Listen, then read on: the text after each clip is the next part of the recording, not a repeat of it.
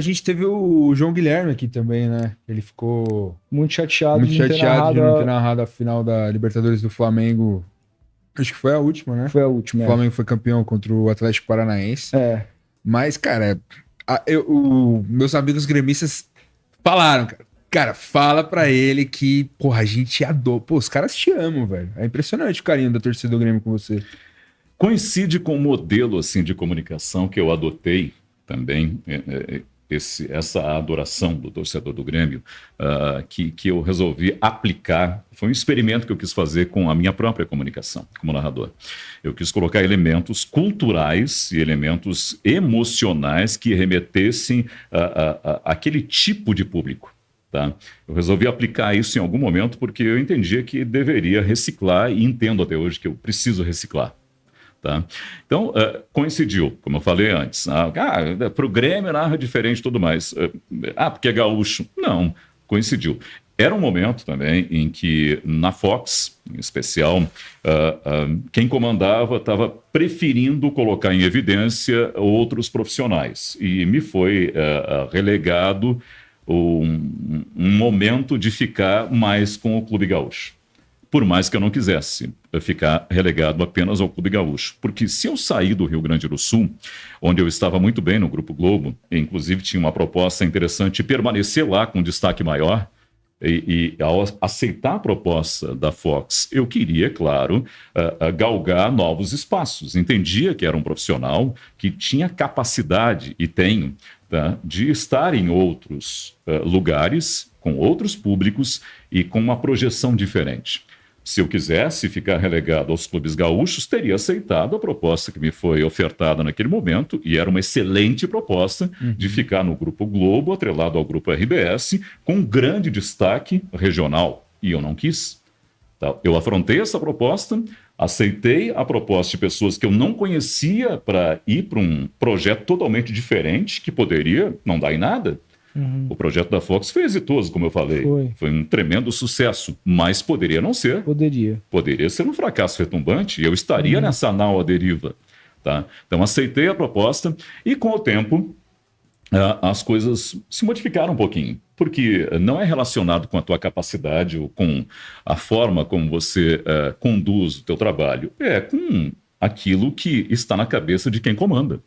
E quem comanda é que determina o que vai ser, o que não vai ser, quem vai estar na vitrine e quem não vai. Tá? E, evidentemente, que eu tinha uma pretensão de estar em voos mais altos, e essa conexão com o torcedor do Grêmio, voltando ao início aqui da explanação, essa conexão aconteceu no momento em que eu experimentei colocar elementos culturais e emocionais na narração que remetessem a algo diferente do convencional. E quer não, quis o destino que acontecesse com o Grêmio. Tá? E eu coloquei esses elementos, até elementos regionais, de declamação de poemas relacionados com a cultura gaúcha, e etc, etc. Isso funcionou muito bem, foi um experimento que deu certo para mim, uma coisa pessoal, que eu nunca trouxe a público dessa forma, e que eu entendi que poderia funcionar, e funcionou. Tá? Funcionou muito bem. E acho que essa conexão que houve em função disso também é que determinou isso que você falou, de os gremistas ficarem ali, poxa, não sei o que tem, e tem que ser o Marco, e o Marco tem isso, o Marco tem aquilo. Eu usei esses elementos para trazer para uma realidade que eu entendia que era mais condizente com a questão emocional do entretenimento e do envolvimento que aquela transmissão pudesse ter com aquele público específico. E foi o público gaúcho, foi o público do Grêmio, poderia ser o público do São Paulo, do Flamengo, do Bahia, do Paysandu, foi com o Grêmio. Eu tenho um amigo narrador, o Murilo, inclusive um abraço pro Murilo Franco, e ele é muito fã seu, assim, tipo, bizarro. Legal, um abraço pro Murilo. Ele vive gritando, rede, E, cara, inclusive hoje eu falei, pô, o Marco vai lá no Futeboteco, manda uma pergunta pra ele, eu faço lá. Ele falou, não, cara, só agradece ele pela narração de São Paulo e Universidade Católica. Puxa. Que o Rogério Ceni fechou. O São Paulino tem muita gratidão também por essa narração. Essa narração foi foda, velho. Foi legal, porque eu tenho um carinho muito grande pelo São Paulo. São Paulo, ele faz parte do meu histórico, assim, como cara que gosta do futebol, porque aquele time do Telê, ele não sai da minha cabeça. Tá? Eu sou um admirador do futebol, é óbvio, claro. né? Evidente. Então, aquele time do São Paulo, lá da década, do início dos anos 90, ele me remete a coisas muito boas relacionadas com o futebol brasileiro. Dava até raiva de ver de tão bom que era, né? Você fica, puxa, mas é impossível, esse time é imbatível, né? Então, uma alegria muito grande, assim, ter narrado alguns jogos importantes do São Paulo, e esse em especial, ele foi uma transmissão também difícil. Essas questões das transmissões, nesse jogo a gente não estava em loco. Estava off-tube, estava no estúdio. Tá? E para dificultar ainda mais, tinha uma outra transmissão no estúdio principal, na cabine de transmissão principal. E a gente foi colocado num improviso, num estúdio, num cantinho lá do estúdio.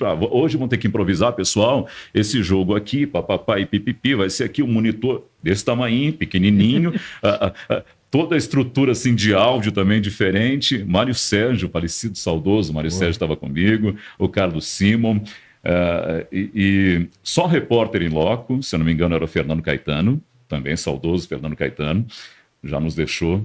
Gente, você vai lembrando assim, de vários colegas, uma homenagem aqui minha, que muita gente boa que ficou... Né, e pereceu no meio do caminho, incrível, né? Profissionais que nem têm tanta idade assim, por percalços da vida se foram. Todos esses que você citou eram muito jovens, cara. Gente, você fica pensando nisso agora falando, você verbaliza isso, vem uma coisa, fico arrepiado de pensar. Seguindo, a transmissão foi totalmente complicada de fazer. O áudio estava diferente, o monitor estava desse tamanho, então até que tem um lance lá que a bola, o Rogério pega, faz uma defesa, o monitor estava tão pequeno que eu vi assim, isso foi na trave, eu narrei, foi na trave, o Rogério pegou, depois eu corrigi, e não foi a transmissão que eu gostaria de ter feito. Eu poderia ter feito melhor. Caramba, cara. Mas foi, tipo... Eu deveria ter feito melhor, assim. inclusive. Foi. Porque foi, talvez, o grande momento assim, de um goleiro brasileiro numa competição sul-americana. Não tem algo maior do que isso, tá?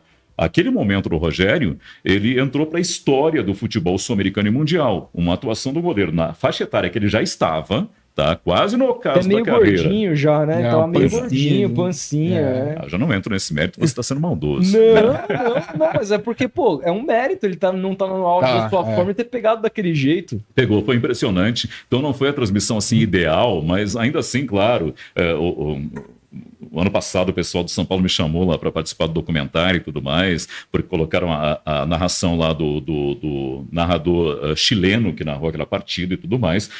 Aqueles termos lá em espanhol, né, chamam a atenção, a forma como o cara usou. Eu gostaria de ter feito melhor do que eu fiz, eu confesso. Caramba. Não é a narração, por mais que seja uma narração emblemática, não é a narração que eu gostaria de ter feito daquela partida. Caramba. Eu sou muito perfeccionista. Sim. Tá? Eu raramente gosto de alguma transmissão minha na totalidade. Raramente. Eu acho que eu nunca gostei. 100% nunca. É isso que eu ia te perguntar. Qual que é a transmissão que você saiu e falou, cara, hoje eu mandei pra cacete. Assim. Até porque algumas coisas que são importantes para mim não são importantes para o público. Tem isso também. Até hoje, eu costumo assistir aos VTs dos jogos que eu transmito. Até hoje. Por quê? Porque eu sou perfeccionista. É bom ser perfeccionista? Não, não é. É horrível. Você perde tempo com isso, inclusive. Tá? Porque a grande parcela do público não presta atenção nos detalhes que pelos quais você se interessa ou aqueles que você acha que são primordiais. O público ele presta atenção em alguns momentos específicos do jogo e é ali que você tem que brilhar. Tanto é que existem narradores que são fantásticos nos melhores momentos. Né? Você pega o melhor momento e poxa, o cara narrou pra caramba, não sei o que tem. Pega 90 minutos. É assim. Mas é a vida, tá? Ok, beleza, tudo bem. Eu primo para fazer bem os 90 minutos como um todo. Claro que os lances primordiais, os lances fundamentais, os lances de emoção são importantes para você colocar lá aquela bagagem que você tem e o molho, a pimenta, que vai ficar até bonito nos melhores momentos. E tem a questão dos melhores momentos também, que às vezes tem uma coisa muito bacana que você falou e o maluco que editou não colocou. E aí não sai. E aí aquilo que foi fundamental que você falou, depois ao descrever o lance, não saiu. Tá? É por isso que é muito complicado também os melhores momentos. Se o cara que editou depois os MMs não colocou algo que seja muito bacana e que você achou fundamental, aí aquilo que você falou, pô, mas isso aqui foi muito legal, como é que eu falei isso? Isso aqui foi legal, fez a diferença. O cara não colocou nos MMs, aí não saiu. Entendi.